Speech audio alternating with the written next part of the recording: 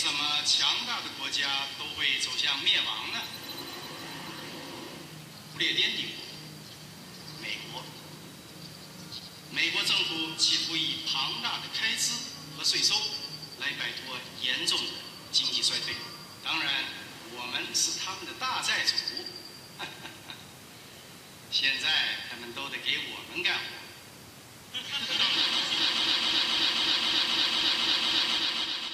Power Corrupts Again, the program that spotlights corporate, government, and judicial corruption. Welcome back to Power Corrupts Again. I'm David Schied, here with Dr. Bill Kaufman and Dr. Doug Smith. I am David Schied, and I'm in the studio with Dr. William Kaufman and Dr. Douglas Smith, both retired University of Michigan professors. Smith is a former professor of pathology at the University of Michigan. Corrupts Again, and I'm David Schied, here interviewing former University of Michigan professors Bill Kaufman and Doug Smith, who have decided to take a clear stand as whistleblowers on the topic of China and its threat to the United States national security through espionage, intelligence, and what amounts to the selling out of America by the corporate elite. Basically, our nation is on the verge of economic and military failure. The theft of almost everything of value from our nation by the Chinese, the mainland Chinese, the People's Republic of China, by large numbers of Chinese students, and also people who are employed in America, what we call sleeper agents. They've been here for a long time, and they've carefully been accumulating things that their nation needs in order to become a superpower.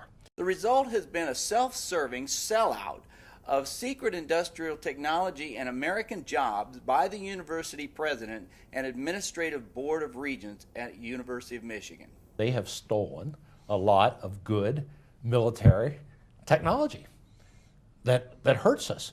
Let's just go down the list of technologies that they've stolen, okay, from the University of Michigan.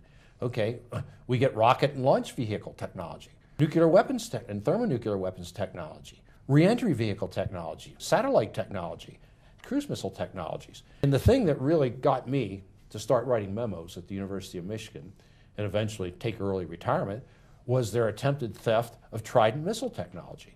So this was really the thing that got me upset and got me in trouble. You know, my office was subsequently moved into the equivalent of a broom closet because I did this. For the American corporate elite, this is business as usual, allowing Chinese to steal our national trade and security secrets without any intervention whatsoever from our government. In fact, the so-called revolving door between government and corporate enterprises shows us that government officials themselves are instrumentally participating in this rush to greed and the undermining of our national security interests. Let's take the newly elected Michigan governor, for example. Republican Rick Snyder was co-founder of a company, Desera, which is helping Chinese companies to compete globally. Using state-of-the-art technology developed at the University of Michigan, Rick Snyder is helping the Chinese to win market share using venture capital from another company that he co-founded, Ardesta LLC. These precision-guided munitions in which these components go have totally revolutionized warfare. You can almost state it, you know, one bomb, one hit on where you want it. It's not like carpet bombing where maybe one of them will hit it out of 1,000. Right. But warfare has truly changed. These dual-use technologies require an export license, and we talked before that has to come from the Department of Commerce. Okay. Well, we've tried to find out whether or not his company, Desera, actually applied for and was granted a license to send that technology to China.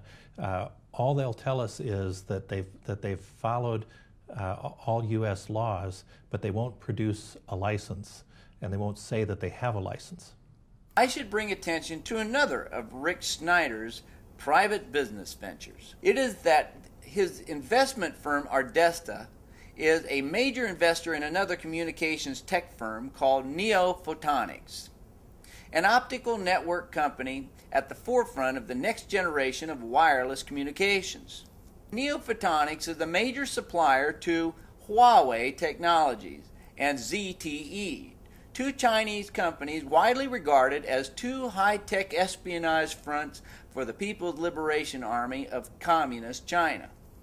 Here is a letter expressing the concerns of at least 8 senators about the Chinese company Huawei, copied to the Secretary of Defense Robert Gates, the Secretary of Homeland Security Janet Napolitano, and the Secretary of State Hillary Clinton. The letter affirms, and I quote, that Chinese from Huawei Technologies is bidding to supply equipment to Sprint Nextel, and that lawyers retained by the company are currently working with the Treasury Department to allow it to operate in the United States.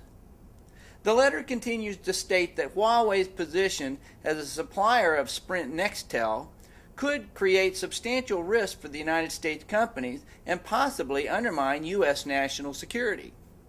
I guess it dawned on some in Washington that we should be concerned if the equipment made by the Chinese companies of Huawei and ZTE were installed across America's cell phone grid, which could secretly be programmed for spying on all Americans.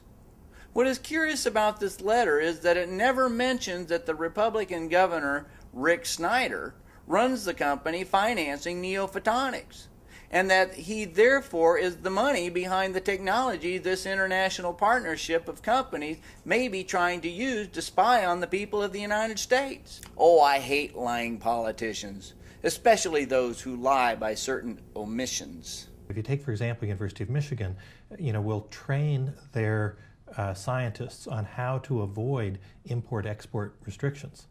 And so the University of Michigan uses a loophole that's for what they call fundamental research. So if what you're discovering can be considered fundamental research, then you don't have to get an import or export permit. But the same technologies that they're calling fundamental research, they're putting patents on, and they're doing startup companies. And so how is that now a fundamental research? The current chief scientist of the U.S. Air Force was a professor at the University of Michigan, Werner Dahm. Mm-hmm. And during his tenure at the University of Michigan, he had a very close relationship with what we call the Dean for China, Jun Ni, who basically runs the Chinese campuses. They had a joint high-tech firm, spin-off firm. And one of the things that Doug brought up is these beltway type firms where you have entanglements and commercialization, and who knows where this basic research ends up. It can end up in a position that can hurt us. And back in the Cold War days, if I met a Russian at a meeting, I had to come back and fill out a report, who it was, what we talked about, da-da-da-da. And I find it very peculiar that we have a chief scientist of the Air Force who had a very intimate business relation with a Chinese national who spends a great deal of time in China right now. So there's a serious problem here that our experts in Washington don't seem to want to address. The two things that they couldn't build themselves were a reliable jet engine and avionics. And what is General Electric going to be giving them? The jet engines and the avionics. Well, General Electric has a long history of feeding both sides, going all the way back to World War II. Where's the oversight here? Want to know something? There's not any.